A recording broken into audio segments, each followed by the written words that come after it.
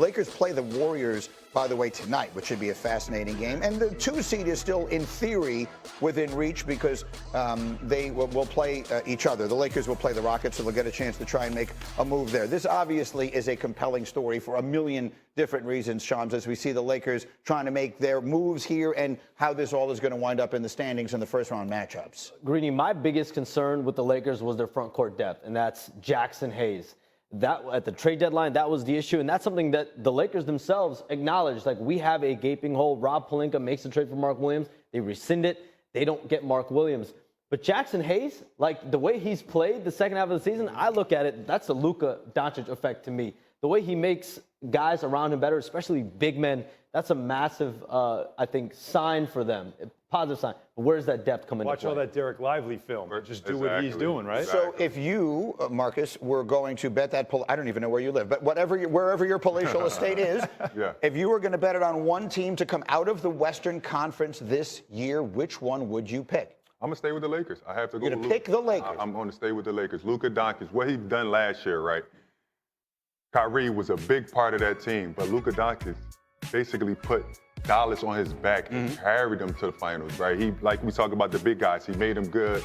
He throwing lobs to the rim. Jackson Hayes is benefiting, and you're seeing peak Jackson Hayes when Luka Doncic got to the Lakers, right? He knows how to put these guys in the right position. Jackson Hayes is shining right now. Man. He's great. Listen, he's and then, oh, by the way, LeBron James. How about the role that he plays in all of this? I'm watching LeBron James looking fresh at the ends of games. Obviously, the groin injury is one thing, but looking fresher at the ends of games because the pressure is not on him to handle the ball for the previous 46 minutes.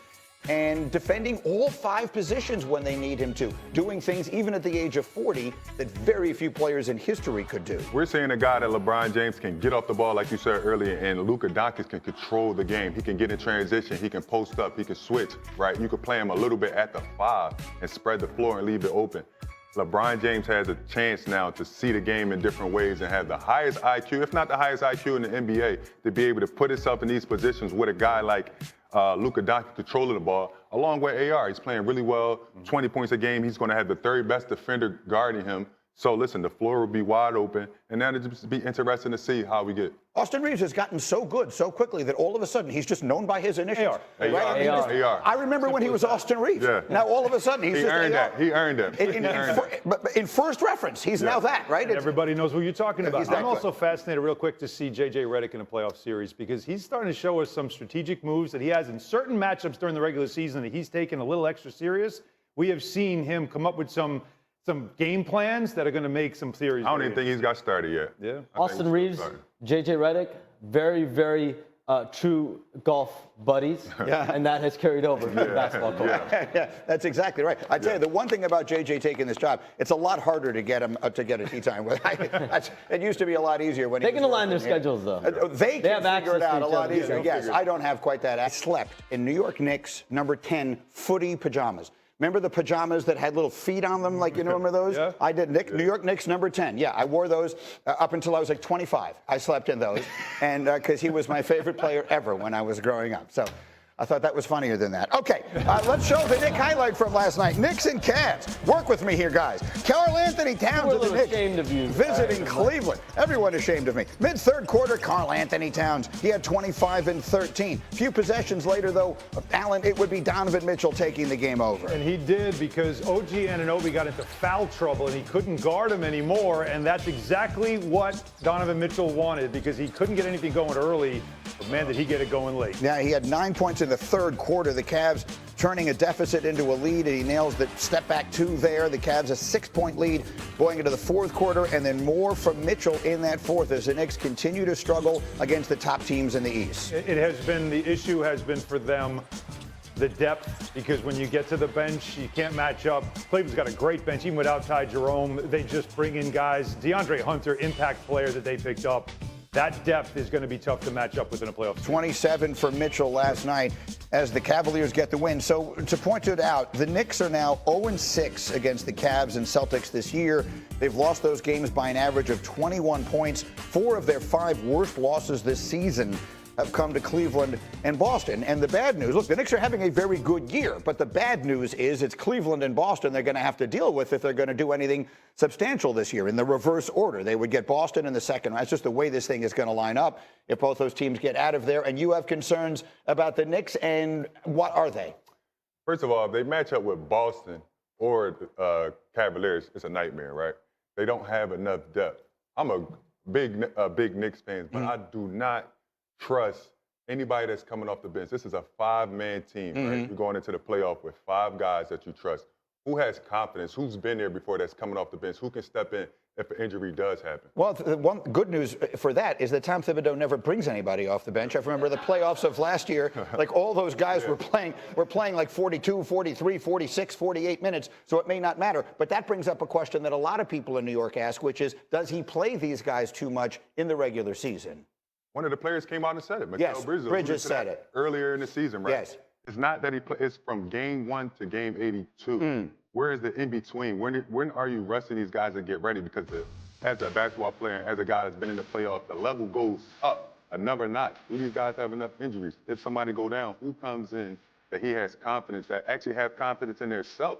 Because a lot of them haven't been playing all season. Alan, it's obviously something we've heard about Tom Thibodeau forever, going back. You're with this team day in, day out. Is that question/criticism fair? It's fair, but also understand the people you're dealing with. I mean, the Villanova guys don't want to load manage. That's a real thing. Like, you ask them to sit out a game for rest, they're not doing it. They want to play. And that is also a part of what has become their culture there. Tom Thibodeau always talks about the most important game is tonight's game. They don't worry about tomorrow. They don't worry about that stuff. They try to get as many wins as they can. That's just what they do. But is the depth thing going to be an issue because they're extremely top heavy? Yes. And that's why I feel like there's still one transaction cycle away from being a team that can contend. So, It's an issue now. Sorry to cut you off. It's almost an issue now. You have Jalen Brunson that's been out for these games. Yes, he sprained his ankle, but if it's not Jalen Brunson, if Bridges go down, if Karl Anthony Towns have to miss a game, you don't want injuries to happen because you want this Knicks team to be full and ready to And go. we haven't seen that, Marcus. Again, when you see the 0-6 against the Celtics and Cavs, we can make all the excuses about schedule, about what they have never been whole, including Mitchell Robinson, who changes their defense completely. We have not seen that group yet on the floor against these teams, and the first time we might is in the playoffs. Let's talk about that transaction cycle, because you and I told you yesterday, Shams, that I walk the streets of the city and people yell at me, are we getting KD, are we getting Giannis? So I will ask you on their behalf, are they getting KD or Giannis? Mike, I said this yesterday. The Knicks have made 3 big trades in the last calendar year. They got OG Anunoby, they got Mikal Bridges, and then they got Karl Anthony Towns. There's only so many big moves you can make. They don't have an allotment of first-round picks at their disposal anymore either. I think a lot will be predicated this transaction cycle in the offseason on how the playoffs go, right? For not only the Knicks, but let's talk about Kevin Durant, for example. He's arguably going to be the biggest name on this upcoming trade offseason. What does the market look like for him? There was mutual interest with Minnesota, with Houston, with New York, with San Antonio, and Miami. A lot will be predicated on which of those teams loses early. Which team feels like they're a Kevin Durant away from winning a championship? Could that be the Knicks? Potentially. Yeah, and that's why right now headlines are being written the minute you finish that sentence about Kevin Durant to the Knicks, because that will be the chatter, and that's what's going to happen, because it does here in New York. It's going to in Houston, of course, as well. The teams that feel like they're one piece away. And, of course, it's going to be what's the cost. All right, I want to stay with this because we had a good conversation with Marcus this morning, and he made a point I would like to bring up. We were going to do a feature called One Reason Why, but we're going to limit it to just one team because your thought was so interesting. Give me one reason why you believe, and I haven't had many people say this on this program, why you believe the Los Angeles Lakers, led by Luka Doncic and LeBron James, can win the NBA championship.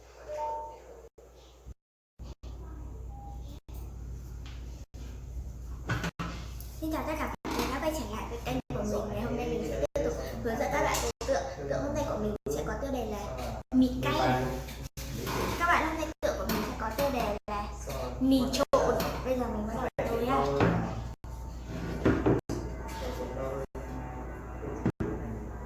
Đầu tiên là tô màu xanh nhé.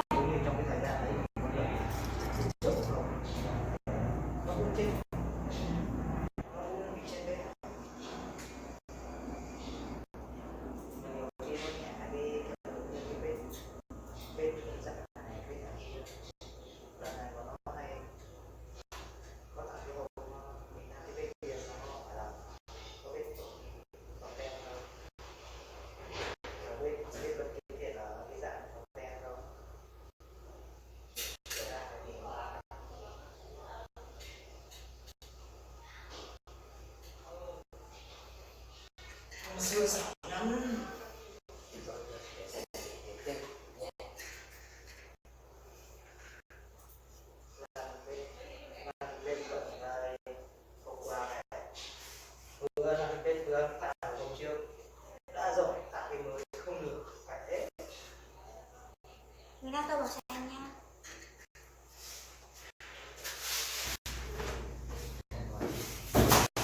Cái công tắc này, công tắc cây à?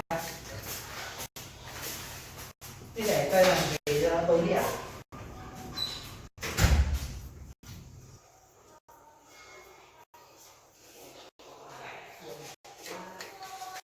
Ngủ đi về ngủ đi. Giờ chưa phải giờ ngủ luôn.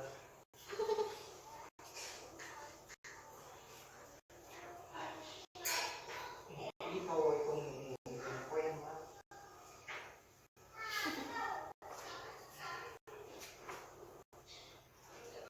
Giờ để ngủ gật ở đây ấy.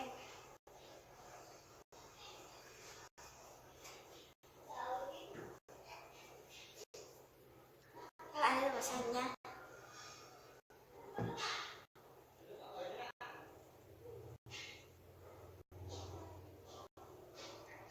Em muốn xíu xíu qua làm nữa. Hello.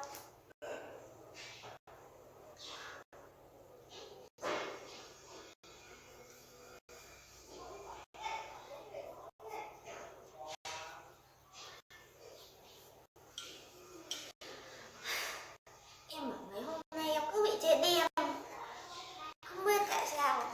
Nhưng tự nhiên da đen hơn cả con em nhà em.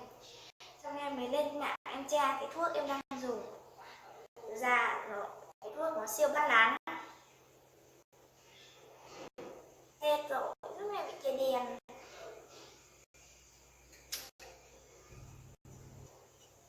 Mọi người đây là sạch